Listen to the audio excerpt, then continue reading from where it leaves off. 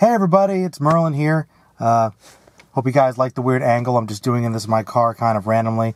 Just wanted to do a little video regarding the news. I should have done it probably like a day or two ago, but I've just been really busy as usual. But some Dragon Ball news. I guess the next Dragon Ball Super movie is going to have Broly in it. Which, you know, when I found out about that, it kind of really... I think it was a great encapsulation of just my overall mood lately, is that, you know, everybody is just kind of sticking to the same safe routes. So apparently everyone's talking about this like, oh, Broly's canon now, which of course, you know, since Super's canon, I mean, they've got different universes, so I guess Broly being there is, you know, not as impossible as it used to be. Now, when it comes to this news, though, how I feel about it as a Dragon Ball fan, I will admit that I think that Broly, the legendary Super Saiyan, was probably one of the better Dragon Ball Z movies. It actually was. It had kind of an interesting story, in particular with Broly's backstory. We learned a bit more about the Saiyans and how they operate. I thought Paragus was a very interesting and underrated villain. Just if you want to talk about in regards to the limitations of the Dragon Ball Z movies, obviously they're always a little too short, you know, particularly the older ones. They've gotten a little better with that. But the last Dragon Ball movies that have come out, Battle Gods, Resurrection F, overall have been fun and entertaining and have actually added to the lore and have had decent enough stories in comparison to basically what the 40-minute short films that we've typically gotten up to this point. That being said, though, much like Resurrection F, you know, even though I did enjoy the movie for the most part, I did think it was pure fan service. And, you know, we are living in this time where fans have a lot more input, and a lot of times fans of things are growing up and going into the industry. So the combination of those two factors kind of gives us a lot of great things, but at the same time, it kind of limits creativity. And, you know, in that case, you know, people just, they're sticking to the same things as opposed to trying new ideas. And Dragon Ball Super has tried some things, but one of my issues with that lately, to go on a brief tangent because I haven't talked about it in a while, is that Dragon Ball Super, as I've discussed briefly at points, has been just kind of mediocre in a lot of ways. And I think that there have been some additions to the story, and they are taking some of the characters into kind of different directions, but Goku feels like he's middled out. A lot of people don't really like Vegeta's character because I guess he's not what he used to be, but, you know, his character has progressed, so he's different now, whether or not you like that. And of course, typical Dragon Ball fashion, most of the other characters have just kind of been pushed to the wayside with even less to do, which has been a problem for years, which I think is just another great, you know, wasted opportunity. And the stuff we've gotten thus far, one of the reasons why I haven't been super excited about it is, okay, what have we gotten? Well, we got Battle of Gods, which actually was kind of interesting, added to the mythology, potential new universes, which led to some other things. Okay, fine. Now I'm just kind of ranting. We'll get back to Broly in a second. I do have a point I'm coming to, believe me. But my point is, thus far, we've had a couple tournament arcs, you know, which I thought the first one was fun, but it was a tournament arc. We had a bigger one, but once again, we've had a lack of stakes. You know, they try to amp things up, but, you know, it never really feels like we're given enough time to really explore these new worlds to care about them. And some of the new characters, they're there, but whether or not they get enough to do is really debatable. There have been some good things, like Krillin's, you know, backstory with the filler there. His episodes were kind of okay. His development was okay, but still could have gotten more for a lot of those characters. And even Goku Black, which I've been watching the dub recently, I really do like it. I really do. It actually feels like something interesting in terms of world building and story and characterization. I think Zamasu's an interesting villain. But once again, not only is it kind of just playing on the typical evil clone thing with Goku Black,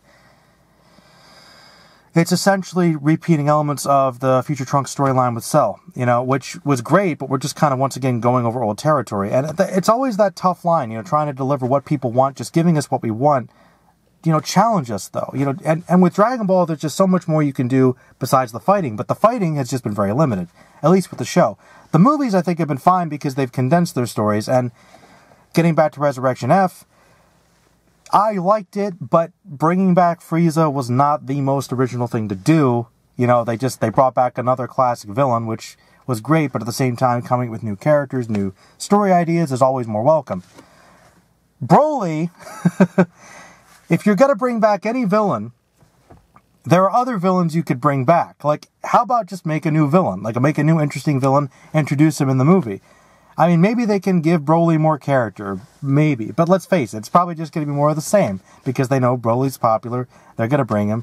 It would probably make a new arc around the anime based around him. It's just...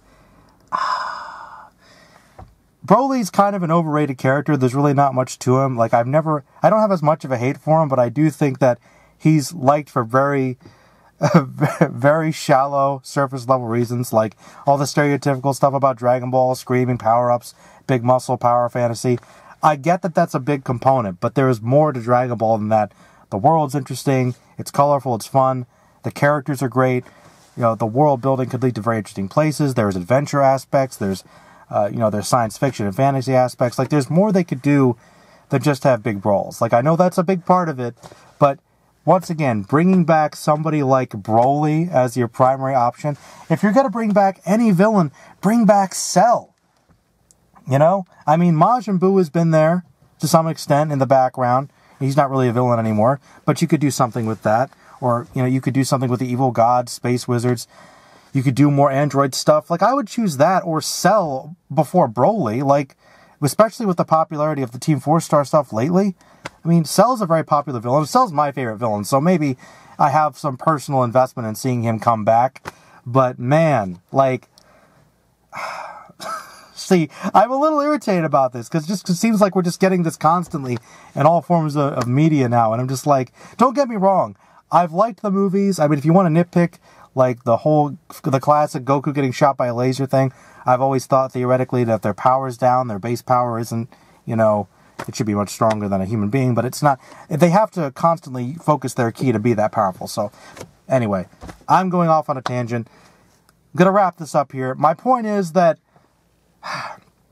it might be enjoyable. Like, it's probably going to be on the same par as the other ones, which are fun. They're fun movies. They're fan service. I'll still enjoy it, but it does make me mad that we're jumping to Broly, one of the most overrated characters, who isn't really that interesting. I mean, at least give us an interesting villain. At least Frieza has a personality. He has a character. He has goals and motivations beyond getting angry about somebody making him cry when he was a kid subconsciously. Like, you could really read into it. I think I did a Broly character analysis years ago trying, but there's not much to work with there. Not really. Maybe I'm wrong. Maybe this will be the best one. Who knows? I mean, I'm still going to see it. I'm definitely going to see it for sure at some point. But, oh man, why do they have to go for, like... I wouldn't even think that's the most obvious route. But, it's that dual side of the double-edged sword of fan service, which is all we get these days, whether it's... I think you can pay respects to it, but you can still take it to new interesting places, which I think that a lot of times the Marvel movies do, for instance. Don't give us the exact same thing as the comic, but give us a little bit of what we want while being respectful. Anyway, those are my thoughts on the new Broly Dragon Ball Super movie. Let me know what you guys think in the comments below. Am I over-exaggerating here? Should I keep an open mind? Of course, I'll try. Is there anything you guys are looking forward to with it? Are you guys excited for it, angry about it? Just let me know below, please. Maybe we'll get some kind of conversation going. Otherwise, yeah, guys, I'm going to try and do some more videos, do some more podcasts and stuff. I want to get back to doing some more character analysis and anime reviews of, like, classic series I like and movie, TV stuff. Mostly going back and look at older stuff when I have the time. But I'm going to try to get those in when I have the time. But if you guys have any specific requests or anything, let me know. Like, comment, subscribe, share the video, and let me know what you think. And I'm going to head off to work now, so everybody stay magical.